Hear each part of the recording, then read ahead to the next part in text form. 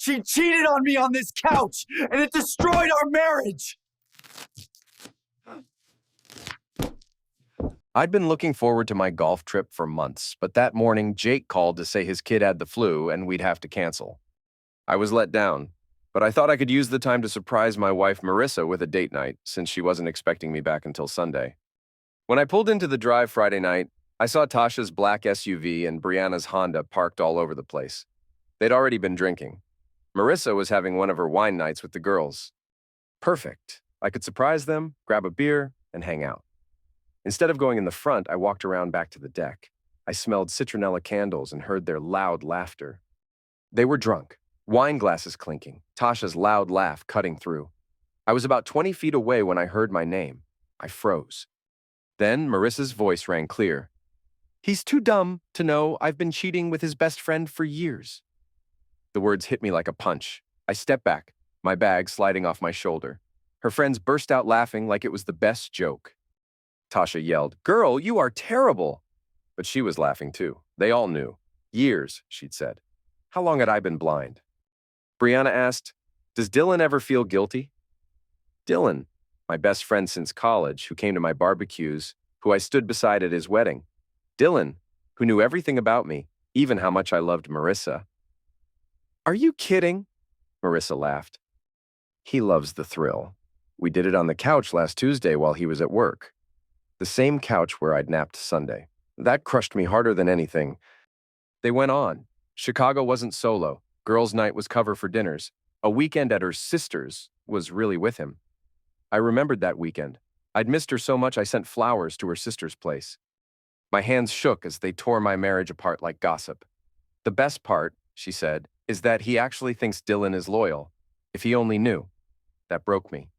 I picked up my bag and walked back to my car. Their laughter carried on, unaware their secret was gone. I drove around for 20 minutes, gripping the wheel so hard my knuckles turned white. Marissa's words echoed in my head again and again, each time like a punch. Then my phone buzzed with a text from her. "Miss you, baby. Having wine with the girls. Can't wait for you Sunday. Love you." The heart emoji made me sick. How could she send that after bragging about betraying me? I stopped at a 24-hour diner with a flickering neon sign. I called Marcus, my old college roommate. My voice cracked. "Marcus, I need help. Marissa's cheating with Dylan. It's been going on for years." There was silence. Then he said softly, "Jesus. Are you sure?" I heard her. She laughed about how dumb I am, how I never guessed. They joked about how I trust Dylan. "Listen," Marcus said firmly. "Do not go back there tonight. Come to my place. We'll figure this out." At his apartment, he made coffee and opened his laptop. "Tell me everything. Then we'll get you the best divorce lawyer in the state." The hardest part wasn't proof. It was pretending things were normal while I gathered it. That morning, I sat in my car 10 minutes, rehearsing what to say. I came up with a lie about the trip being cut short. When I walked in, Marissa was cooking her usual hangover breakfast, eggs too cheesy, toast a bit burnt. She looked up, and for a moment I saw panic before her bright smile. "Baby, you're home early." She rushed to kiss me. Her breath still smelled of wine, a stain on her pajama top. "I thought you weren't coming back until tomorrow." "Weather turned bad," I said smoothly. "Jake's flight was canceled, so we called it off." I kissed her back, tasting lies. "Looks like you had fun with the girls." She laughed, the same laugh I'd heard outside. "Oh my God, we got so drunk." Tasha brought that Rosa you hate, and Brianna had gossip about her neighbor's divorce. Her easy mention of divorce made my stomach twist. For the next week, I became a different person. On the surface, I was the same reliable husband I'd always been, but underneath, I was gathering evidence with methodical patience. Every time she left her phone unattended or took a shower, I was building my case against her. The text messages told the story I dreaded. Months of explicit conversations with Dylan, starting innocuous but quickly becoming graphic. Pet names I'd never heard her use, photos I wasn't supposed to see. Plans made around my work schedule, around the very fabric of our shared life. The messages went back over 2 years. That weekend, she'd said she was visiting her college roommate. She'd been with Dylan at a bed and breakfast upstate. The work conference in Chicago, where she'd claimed her company was too cheap for a +1, Dylan had been there, probably in the same room. The cruelest part was how casually they discussed me. Not with malice exactly, but with the casual dismissal you'd give to a mildly annoying pet. Dylan worried I might get suspicious about his frequent visits. Marissa assured him I was too trusting to put the pieces together. They joked about my predictable schedule, my habit of falling asleep during movies, how I always announced my plans days in advance.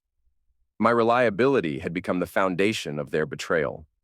Moving to our laptop, I found our joint bank account records showing charges at restaurants I'd never been to, hotels in cities I'd never visited with her, shopping sprees during weekends I thought she was with family. She'd been funding her affair with our money I'd earned with 60-hour work weeks. There was a charge for a couple's massage at a spa resort the same weekend she told me she was at her sister's baby shower. A wine bar bill for exactly 2 people on a Tuesday when she'd claimed to be working late. Hotel charges during a weekend I'd spent at my mother's house while Marissa had supposedly been home with the flu. Claire Monroe's law office surprised me. Warm and inviting rather than the sterile intimidation I'd expected, Claire herself was sharp and efficient, getting straight to business without false sympathy. After I told her everything, she outlined the strategy. You're going to document everything, but smart. No confrontations, no dramatic accusations. The element of surprise is your biggest advantage right now. She gave me a detailed checklist. Protect assets by transferring exactly half our joint savings to a new account. Gather all financial documentation. Change all passwords. Find a new place. To live but don't move yet. Most importantly, we want to control the narrative when this comes out. How long do I need to keep this up? Living like everything's normal while I gather evidence? As long as it takes to build an airtight case. Could be weeks, could be months. The stronger our position when we file, the quicker and cleaner the divorce will be. We want to control the narrative when this comes out. The morning of Marissa's charity gala, the event she'd been organizing for months as her chance for a promotion, I felt oddly calm. After 6 weeks of careful planning, documentation, and strategic positioning, today everything would change. She looked beautiful in her new navy dress, nervous and excited about her big night. For 3 months, she'd been organizing this fundraiser for the Children's Literacy Foundation, where she worked part-time. 200 guests, silent auction, keynote speaker. Her chance to prove herself worthy of the development director promotion she'd been coveting. You look incredible, I told her, meaning it. This is going to be your night. The irony of reassuring her on the day I planned to destroy her life wasn't lost on me, but I genuinely wanted her professional moment to succeed. What happened afterward was about our marriage, not her career. After she left for the venue, I opened my laptop. The nuclear file was ready. Every piece of evidence documented, cross-referenced, and verified. All that remained was pulling the trigger. The first email went to Amanda, Dylan's wife. I'd agonized over this approach. Amanda was innocent in all of this, a casualty who deserved to know the truth but didn't deserve to be blindsided. Dear Amanda, I wish there was an easier way to tell you this, but I think you deserve to know that Dylan and my wife Marissa have been having an affair for the past 3 years. I've attached some evidence that will help you understand the scope of what's been happening. I'm sorry you have to learn about this, and I'm sorry I didn't find a way to tell you sooner. The second email went to Marissa's parents, Jim and Carol, who had welcomed me into their family with open arms and still sent birthday cards with handwritten notes about how lucky they were to have me as a son-in-law. I am writing to let you know that I've discovered Marissa has been having an affair, and I will be filing for divorce. I wanted you to hear this from me rather than through gossip or secondhand information. I've attached some documentation that explains the situation. I hope you know how much I valued being part of your family. The third round went to key mutual friends. Not everyone, but people whose opinions mattered most in our social circle. I positioned myself as the reluctant messenger, the devastated husband who discovered something terrible and was trying to handle it with dignity. By 6 p.m., the story had spread through our entire social network like wildfire. Amanda's reply came first. Oh my God, I'm so sorry. Thank you for telling me. I confronted Dylan and he confessed to everything. I can't believe this is happening. Then Jim, Marissa's father. We're shocked and heartbroken. We had no idea. Thank you for handling this with such class. You'll always be family to us regardless of what happens between you and Marissa. As the afternoon wore on, responses multiplied, friends expressing shock and support. Dylan's panicked text messages asking if we could talk about this like adults. Marissa's sister calling to ask if the rumors she was hearing were true. The carefully constructed social media image of our perfect marriage was crumbling in real time. At 8:30, just as Marissa's gala reached its peak, I drove to the venue and parked across the street. Through the tall windows, I could see the party in full swing. Women in cocktail dresses, men in suits, champagne glasses, auction bidding. Marissa was in her element, gliding between groups with confidence, thinking her life was exactly as it appeared. I sent her a single text. "We need to talk when you get home." It's important. When she walked through our door at midnight, riding high on professional success, the divorce papers and evidence were waiting on our kitchen table. Her face went through a range of emotions: confusion, recognition, panic, then desperate calculation. "What is this?" she asked, though her voice suggested she already knew. "I think it's pretty self-explanatory," I said calmly. "I know about Dylan. I know about everything. I heard you laughing about it with your friends 6 weeks ago." She tried denial first. "I don't know what you think you heard," but the evidence was overwhelming. Text message screenshots, bank records, timeline documentation. When confronted with irrefutable proof, she crumbled. Then came desperate explanations. It didn't mean anything emotional. It was just physical excitement, an escape from our routine marriage. Dylan and she never talked about leaving their spouses permanently. "So you decided the solution was having an affair with my best friend for 3 years instead of talking to me about feeling bored?" She broke down completely, tears streaming as she realized the magnitude of what she'd lost. "I've destroyed everything good in my life for something that was never worth it." When I showed her the financial breakdown of what her post-divorce life would look like, barely scraping by without my income subsidizing her lifestyle, the calculation in her eyes was unmistakable. This wasn't really about love or regret. This was about maintaining her standard of living. She signed the papers with shaking hands while mascara streaked down her cheeks. Within hours, she'd stormed out, and my plan was in motion. The social collapse was immediate and devastating. By Sunday morning, my phone had dozens of missed calls and messages, but the radio silence from certain people told the real story. Brianna, who usually texted me memes, had gone quiet. Even Marissa's cousin Lisa had stopped interacting with any content, including both of us. The most telling silence came from Dylan. Not a single message since Amanda confronted him. According to mutual friends, he'd been a complete wreck, calling in sick to work, avoiding usual hangout spots, desperately trying to save his own marriage. Professional consequences materialized quickly. The nonprofit couldn't afford scandal, especially with conservative donors who cared about family values. Despite her gala's success, Marissa became a liability. Board members were reconsidering her promotion. Within a week, Dylan's wife had filed for divorce and moved out. Marissa had moved back with her parents. The woman who'd seemed so powerful manipulating me behind my back now seemed small and pathetic in defeat. The divorce finalized 6 months later, overwhelmingly in my favor.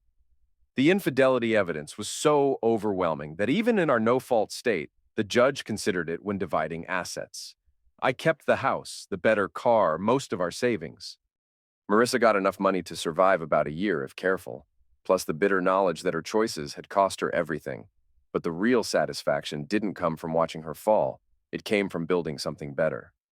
I reclaimed our house room by room, replacing shared memories with my actual preferences. The king-size bed where she'd lain next to me while planning encounters with Dylan went to charity, replaced by a queen-size frame no one had slept in before me. I rejoined the soccer league I'd quit when Marissa complained weekend games interfered with social obligations. I reconnected with college friends, work colleagues I'd never socialized with while married, neighbors I'd only known casually. Without coordinating with a spouse's schedule, I was free to accept invitations spontaneously. Work became more engaging without the underlying tension of home life. My productivity increased, and I volunteered for projects requiring travel or extended hours, opportunities I'd turned down, thinking I had a marriage to nurture. My supervisor noticed the change and hinted at promotion possibilities. Financially, without Marissa's spending habits and lifestyle expectations, my income went much further.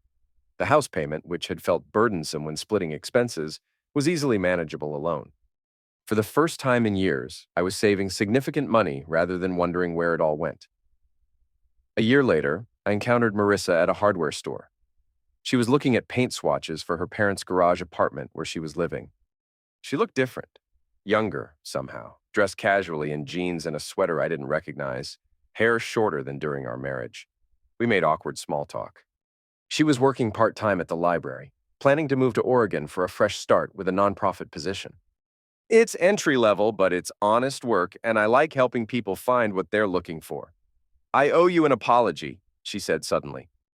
Not just for the affair, I apologized for that already, but for the way I tried to manipulate you that night at your apartment, acting like my financial situation was your responsibility to fix. She'd been in therapy, she explained, trying to understand her choices. I realized I'd gotten so used to managing your reactions, presenting information to get what I wanted, that I'd forgotten how to be honest about what I was thinking and feeling. What did you figure out? That I was scared. Scared of being ordinary, financially insecure, not being the person everyone thought I was. The affair wasn't about excitement. It was about feeling powerful and in control of something secret. When that fell apart, I tried manipulating you into fixing it because I was terrified of facing consequences alone. She seemed genuinely changed, taking responsibility rather than manipulating. I hope you find someone who deserves you, she said as we parted. I hope you find peace, I replied, meaning it completely. Driving home, I realized seeing Marissa hadn't reopened wounds or stirred complicated feelings. It confirmed what I'd learned over the past year. The best revenge wasn't destroying her, but building something better in the space her betrayal had created. The life I'd built wasn't just good compared to the deception I'd been living. It was good in its own right, honest, straightforward, built on choices I'd made freely rather than compromises extracted through manipulation. That evening, I finished home repairs and made dinner for one without feeling lonely. Somewhere in Oregon, Marissa would start over with whatever wisdom she'd gained from losing everything she thought she wanted. And that was exactly as it should be.